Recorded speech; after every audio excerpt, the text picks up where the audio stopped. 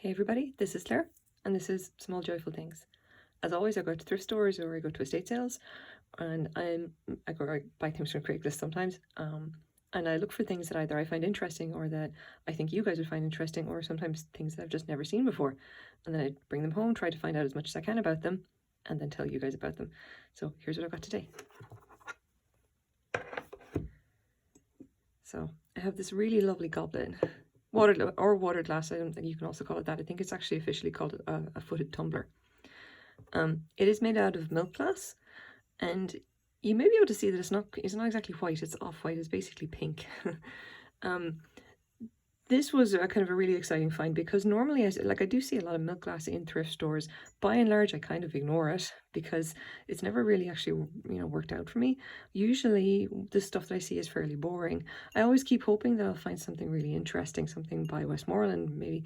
But no, I see the same like generic anchor hocking, stuff that basically every thrift store has in spades.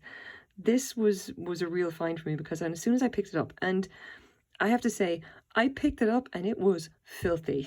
It was covered in grime and dust, and it really looked shockingly bad. It looked like it'd been left on a shelf and ignored for decades. Possibly in a kitchen because it was covered in grease as well, which is probably the reason why nobody was wanted to touch it. And I bought it for $2. And I knew as soon as I picked it up, I said, that's pink milk glass. That's going to be something special. And lo and behold, it was something special. But anyway, before we get into that, let's measure it up. And it is 6.5 inches, just under 6.5 inches tall. And the base is about the same width as the top, so I say 3.25 inches wide. Now, just to be actually sure so that you understand that the color is not quite the same, because the light here isn't great. I think maybe it washes it out a bit. It does have a pink color. It's just maybe quite difficult to see in the camera. So here is a piece of milk glass that I still have. This is the Colony Harvest covered compote or candy dish that I still have. I've done a video on it already if you're curious. But you can see the difference in color. This is your standard white milk glass, and this is the pink stuff. You can see it's quite a bit different. Like there's definitely a shade of that's off-white, that's pure white, that's off-white, that's pink. So I'll leave that over there for the time being.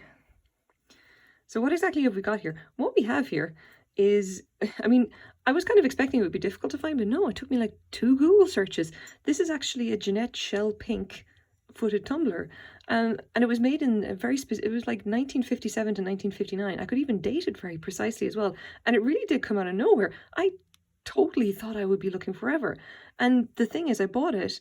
The only thing I really knew about milk glass, but coloured milk glass anyway, is that it was going to be likely quite old, because that was like a speciality thing back then. And it was kind of good, and it was probably going to be a bit more rare. So I thought, that's got to be something interesting. I just honestly thought it would take me much longer to figure out what it was. No, 5 seconds. And then it's nice, I guess, when it works out like that. The goblet itself, I have to say, or I think it is actually officially a footed tumbler. If you can see the seam line here, it's quite pronounced on this one. The base is very clean. But it is, apart from being incredibly dirty when I picked it up, it is perfect. Like, there isn't even any, normally with old milk glass, you sometimes see manufacturing defects, but apart from the seam line there being kind of prominent, no, this one is absolutely perfect. And I have to say, it's very satisfying to hold it as well. I can definitely, see this being like a statement piece. This is kind of like fancy dinnerware kind of thing. It certainly feels that way when you hold it and use it. But a couple of things that we've got first of all. Now, it was called Shell Pink, and that seems to be more kind of the name of the color, because here you go. Here's some examples basically of Jeannette and what they actually did in the shell pink color, and you can see like the variance in color, like the tone of it here, and that's nothing to do with it's basically nothing to do. I think obviously they all kind of look the same. It's just that photographs it's a difficult color to get on a photograph. You can see here on camera, it looks almost white until you actually put it up against the real white milk glass. But it's very classy kind of stuff. It's like they did a whole bunch of stuff with it. You can see all different things here. And they did all different patterns. It's just for whatever reason, they're all grouped together under the name Shell Pink. And there's a lot of different, and the variance in color really gets me. It's like, I think I decided, oh, it must be due to the cameras. I just want you to know I'm not 100% in that. Obviously this is the only piece of Shell Pink milk glass I have for reference, so I'm not entirely sure. So, you know, if you see a piece that's pinker than this or seems pinker than that to you, like, don't like rule out it being Jeannette or something like that. I'm just like, it's just my impression. Okay. But anyway, apart from that, like if we want to actually be sure about identification, come on. There we go. Replacements.com. Shell Pink milk glass by Jeannette, 1957 to 59. And there indeed is our footed tumbler in the thumbprint pattern. Now, I actually have something pretty good as well, if you hold on. I also have a reference book. So I ended up picking up a copy of this. This is the Pocket Guide to Depression Glass. This is the 11th edition by Jean Vars. I've made an effort to kind of pick up more actual reference books because, as we know, relying on Google for information is fraught with peril. I've even actually gotten caught with that, but I made a very big mistake on a recent video. When I was doing the video on sandwich glass, I misidentified the plate as being Anchor Hocking. Turns out it's not. It's actually Indiana glass. And commenter was nice enough to point this out, but I ended up going back and looking at it and going like, well, damn it, this was Google again. It's like people get confused about stuff and bad information propagates. And for the sandwich glass patterns, it's very difficult to tell them apart anyway. But again, that's, you know, neither here nor there. If you make a mistake, you got to own it. And that is definitely on me. I was not checking like closely enough when I was actually doing the research on the patterns. Something I should caught and, you know, I didn't. But it's not really helped by the fact that, you know, Google's information is basically the internet hive mind's best guess about what something is. It cannot be really relied upon 100% of the time. Reference books, however, much better bet. And what I've got here, the Shell Pink milk glass. And again, Jeannette Co, blah, blah, blah, 1957 to 1959. And we do actually have, like, there's a full entry here of all the actual pieces that they made. This entry, by the way, is really kind of useful because if you see something that's not actually, if you see like a piece that's not actually listed in something like a book like this, then maybe you can raise questions about whether that was actually produced by Jeannette. But anyway, we do actually have the tumbler.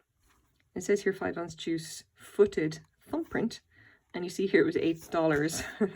$8 US, and whenever this was printed. I'm actually sure when was this copy printed.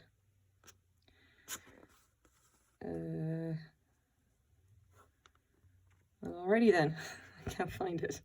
I don't actually. Oh wait, there you go. 1999. Okay.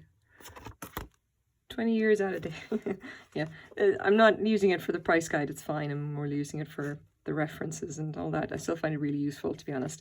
And it has been really good fun looking through these books. And I've got a few of them now. I've got this one, Generic Depression Glass, and one on Indiana Glass, one on Fenton, and one on 19th century art glass. But yeah, but anyway, this is really interesting. So we actually do have the tumbler listed here in our handy dandy reference guide. But you know, I'm pretty certain about this one. You know, replacements.com is fairly good as well. They don't make as many mistakes, I've noticed. And I am kind of glad that I found this. And I'm certainly glad that I could recognize it, because if you were having a bad day, or maybe if you didn't know what to look for, maybe you pick this up and you just like, oh, you know, it's just more white, you know, more white milk glass. Because the difference here anyway is very subtle. There is a difference. Hopefully you can see it here. But I'm pretty sure if I didn't have, you know, if it was like, if I hadn't had my coffee or something, I'd be just like, you know, milk glass, whatever, and then just ignore it. So make it that way, you will. Anyway, still glad that I found it. Now the other question is, how much is this actually worth? And because obviously the book says $8, is that actually accurate? To be honest, that again was 20 years ago. Depression glass has gone up and down, but from what I can tell, like Jeannette has been fairly good, and this again is a fairly good example. I've seen prices on these for maybe $10 to $15. Sets will go up higher again. Individual goblets, it really does vary. I think for eBay, I'm probably going to be putting this up for $10 and then for $10 shipping. And that's US, so you know, but that's pretty good, you know, make my money back at least. But I'm not actually going to, no, it's going to roll away. I'll leave it there. So anyway, this is my small joyful thing for the day. I hope you guys liked it as well. And thank you very much for watching. Bye-bye.